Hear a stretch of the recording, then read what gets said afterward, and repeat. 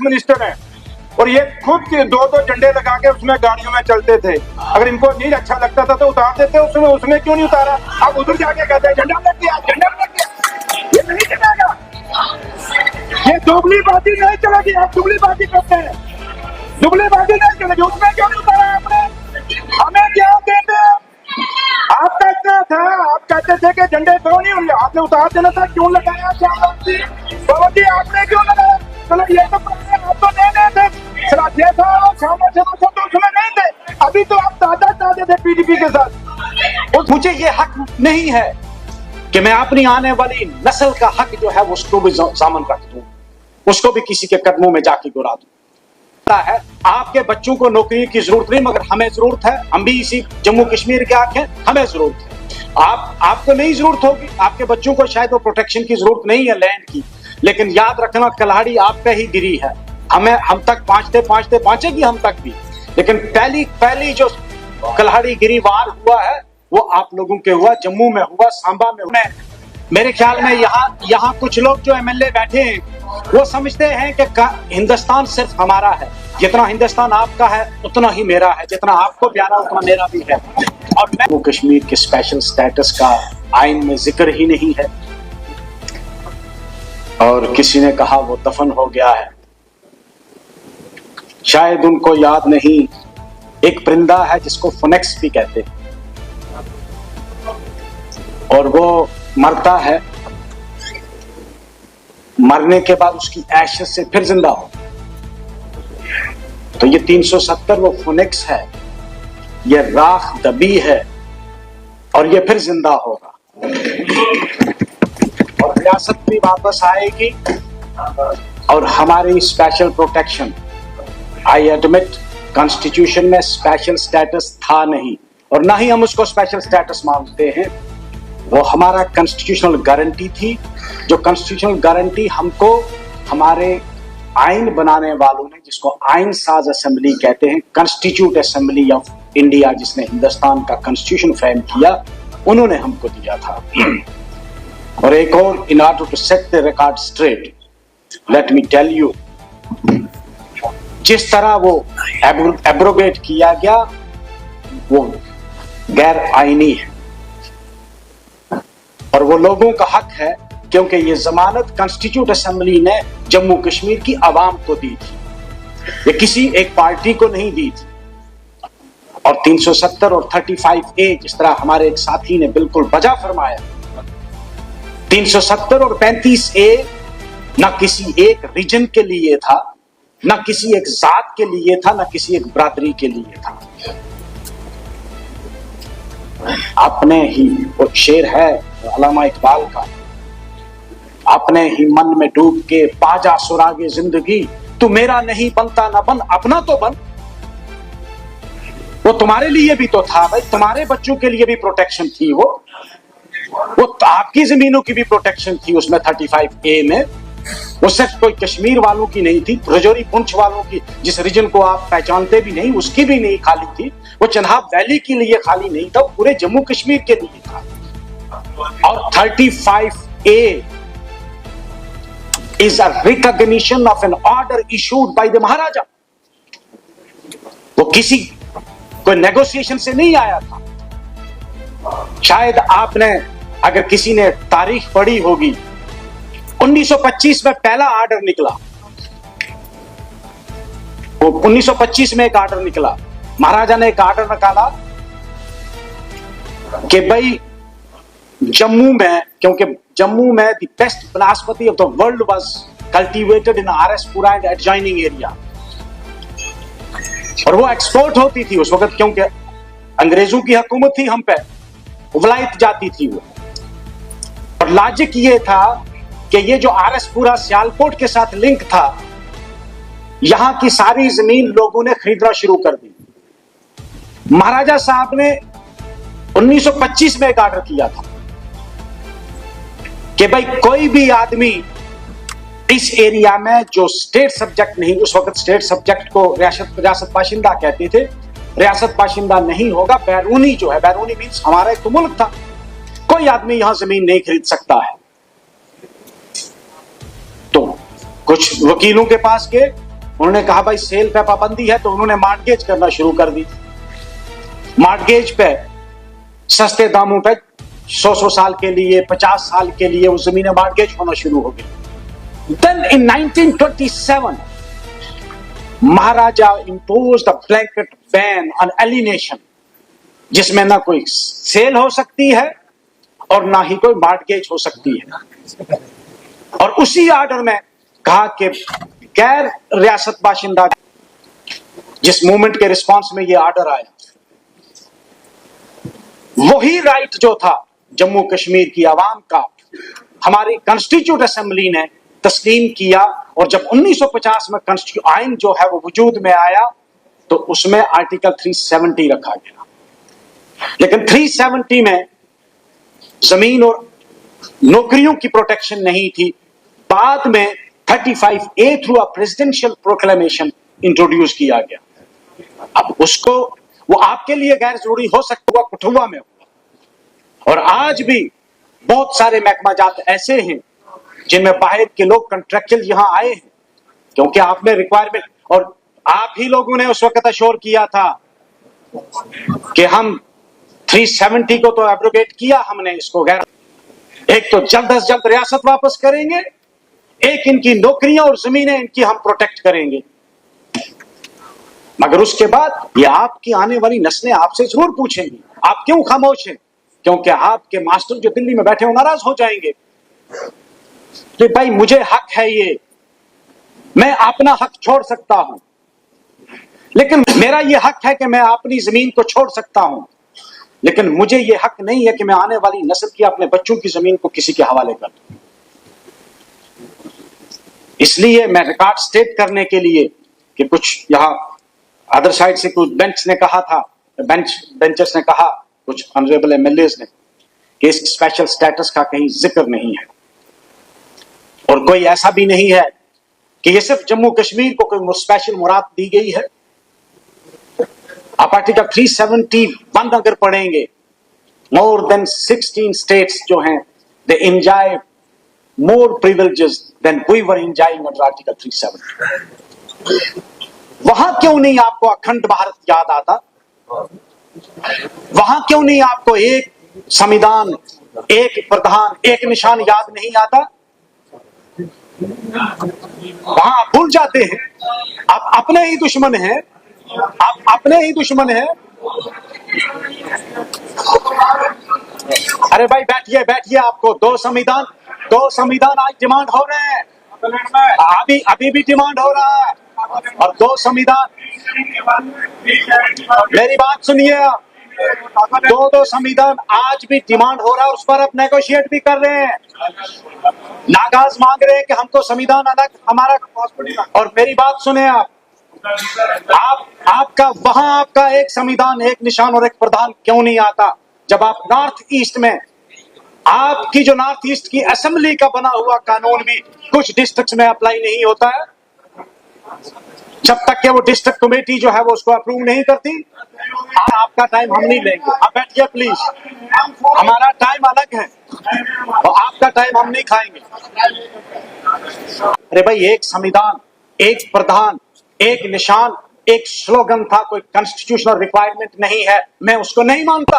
वो एक आदमी, वो कोई नेशन का नारा नहीं था, वो एक फर्द का नारा था, एक फर्द की सोच थी, हम उस पर नहीं यकीन करते हैं।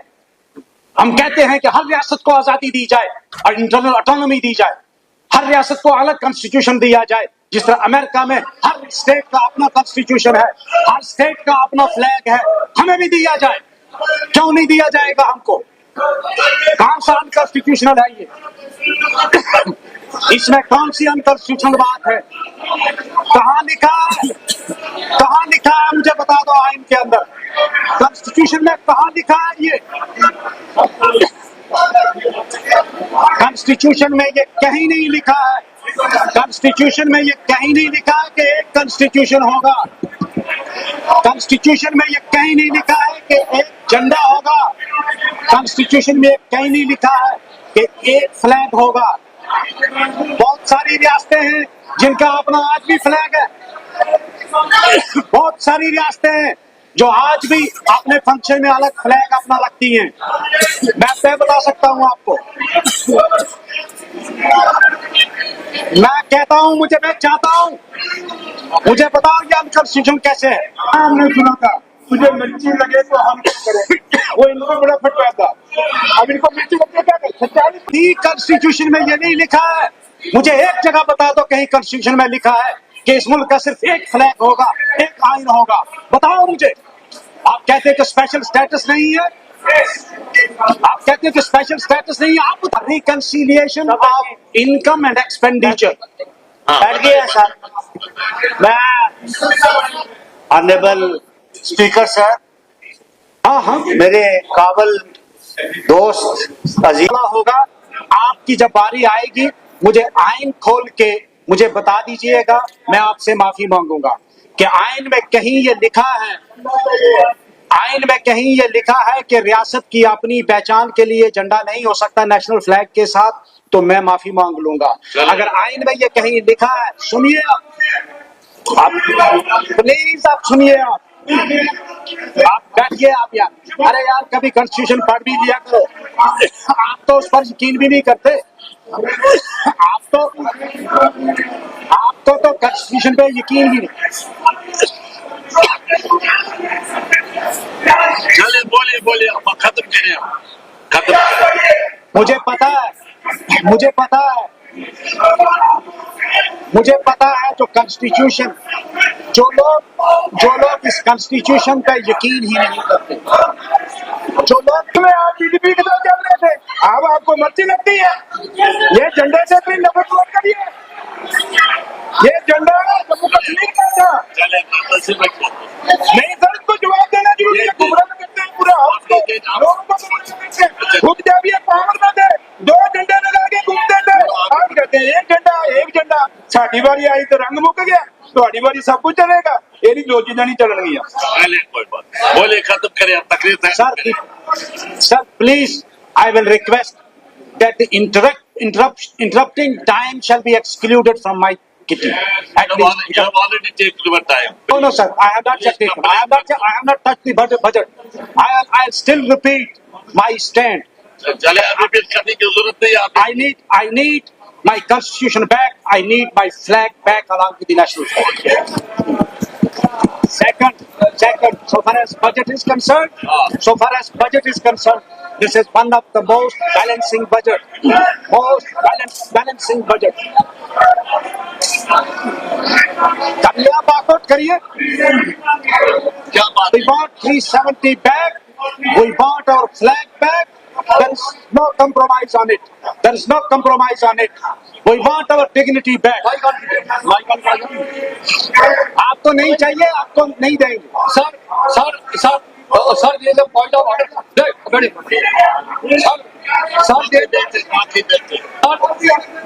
Sir let me finish now because I am running out of time. की बड़ी रिस्पेक्ट करता हूँ। मैं इनको बताना चाहता हूँ, neither this is a constitutional assembly and he has challenged the basic structure of the Constitution of India. This is not allowed in this house to challenge the basic structure of India.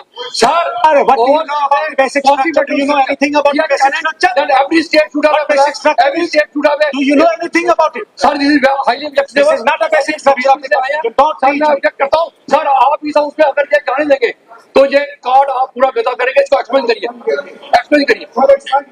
So far as budget is concerned,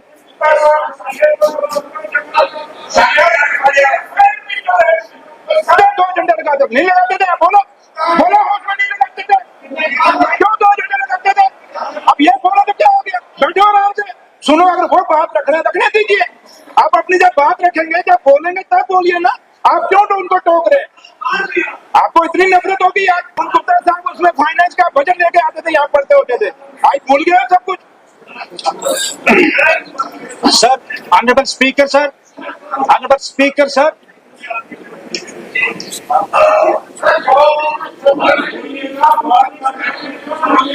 बंद किया। मेरी बात सुनिए please आप मेरे पास सिंह साहब आप बैठे, मेरी बात सुनिए। we are discussing a very important जो हमारा आज एजेंडा है। चलिए चलिए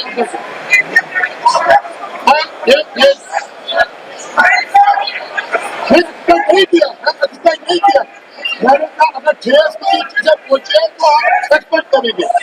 आप सुनते नहीं हो, आप सुनते नहीं हो, आप सुनते नहीं हो, आप सुनते नहीं हो, आप सुनते नहीं हो। मैंने कहा अगर ठेस पहुंची है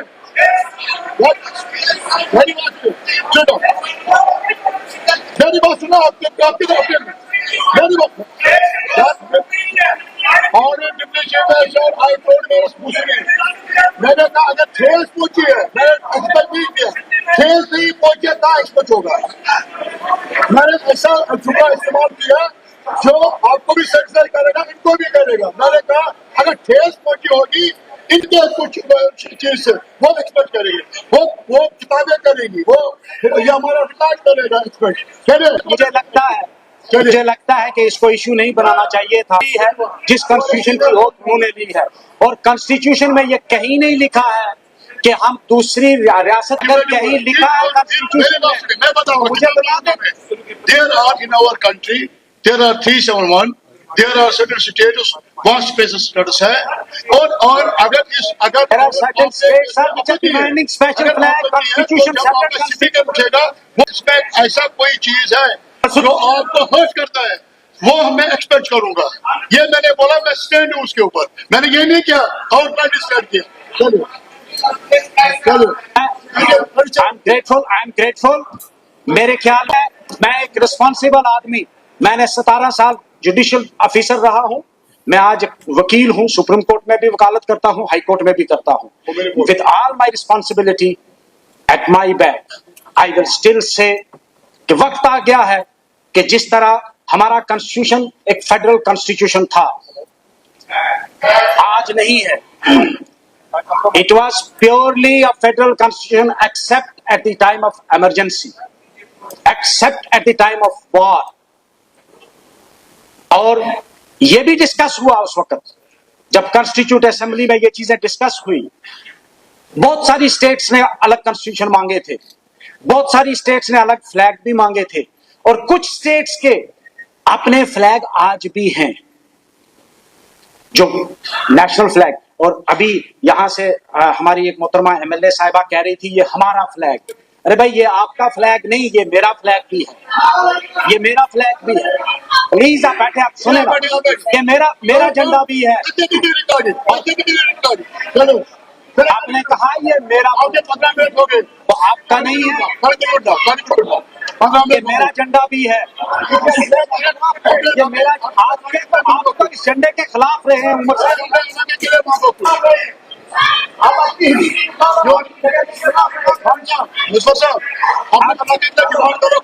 बजट पे आता हूँ sir, for the first time मैं बजट पे प्लीज मैं बजट पे आता हूँ फॉर द फर्स्ट टाइम। हमारे फाइनेंस मिनिस्टर जो ऑनरेबल चीफ मिनिस्टर साहब हैं, उन्होंने डेली वेजेस का जिक्र किया बजट के अंदर। क्या हम इनको रेगुलराइज करेंगे? हम पॉलिसी बना रहे हैं, welcome subject. It is a independent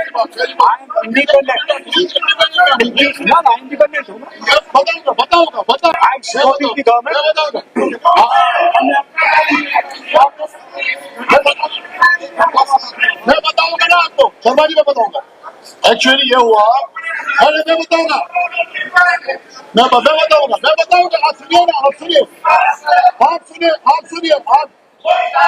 सुनिए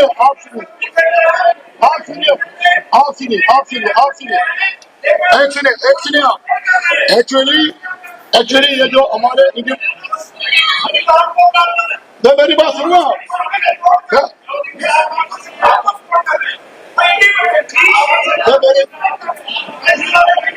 मेरी बात सुनिए शर्मा जी, मेरी बात